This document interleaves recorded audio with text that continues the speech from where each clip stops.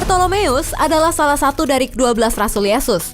Nama Bartolomeus dalam bahasa Yunani, Bartolomeus, berasal dari bahasa Aram Bartolmai, berarti putra Tolmai.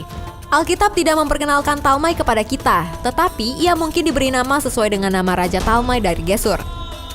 Beberapa pakar yakin bahwa Bartolomeus mempunyai hubungan dengan keluarga Ptolemeus, keluarga yang berkuasa di Mesir. Teori ini didasarkan pada pernyataan Hieronymus bahwa Bartolomeus adalah satu-satunya rasul dari kalangan bangsawan.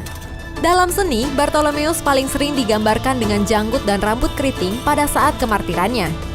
Menurut legenda, ia dikuliti hidup-hidup dan dipenggal, sehingga sering digambarkan memegang kulitnya yang terkelupas atau pisau flensing melengkung yang dengannya ia dikuliti.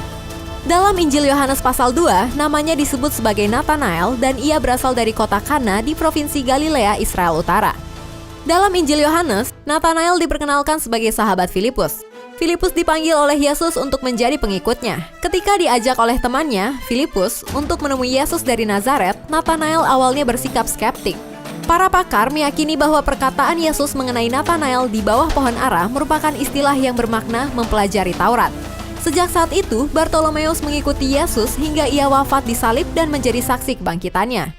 Nama Nathanael disebut kembali di akhir Injil Yohanes yang dicatat bersama-sama sejumlah murid lain di Danau Galilea setelah kebangkitan Yesus, di mana kemudian Yesus menampakkan diri kepada mereka.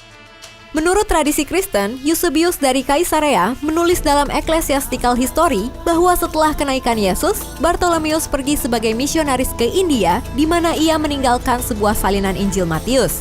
Tradisi lain mencatatnya sebagai misionaris ke Ethiopia, Mesopotamia, Partia, dan Likaonia. Ia juga dikatakan membawa Injil ke Armenia dan menobatkan Raja Armenia Ptolemeus menjadi Kristen. Lalu bagaimana kisah kematian Santo Bartolomeus? Bartolomeus bersama dengan Yudas anak Yakobus dikenal sebagai pembawa kekristenan ke Armenia pada abad ke-1 Masehi. Karenanya, kedua rasul ini dianggap santo pelindung bagi gereja apostolik Armenia. Dikabarkan bahwa Bartolomeus mati sebagai martir di Albanopolis di Armenia.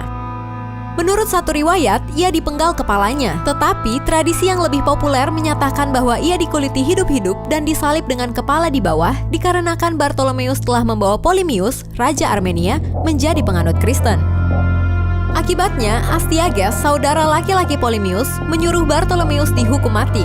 Astyages, saudara Ptolemeus, memerintahkan mengeksekusi Bartolomeus dengan cara mengulitinya lalu menyalibkannya secara terbalik dengan kepala di bawah. Pada abad ke-4, jenazah Bartolomeus dipindahkan ke sebuah gereja di Roma di sebuah pulau di tengah-tengah sungai Tiber. Penulis abad ke-6 di Konstantinopel, Theodorus Lector, memperkirakan bahwa sekitar tahun 507, Kaisar Bizantium Anastasius I Dicorus memberikan mayat Bartolomeus ke kota Daras di Mesopotamia. Di Lipari, sebuah pulau kecil di lepas pantai Sisilia di bagian Italia yang dikendalikan dari Konstantinopel, dijelaskan oleh Gregory of Tours oleh tubuhnya yang dicuci secara ajaib di sana, sepotong besar kulitnya dan banyak tulang yang disimpan di Katedral Santo Bartolomeus Lipari.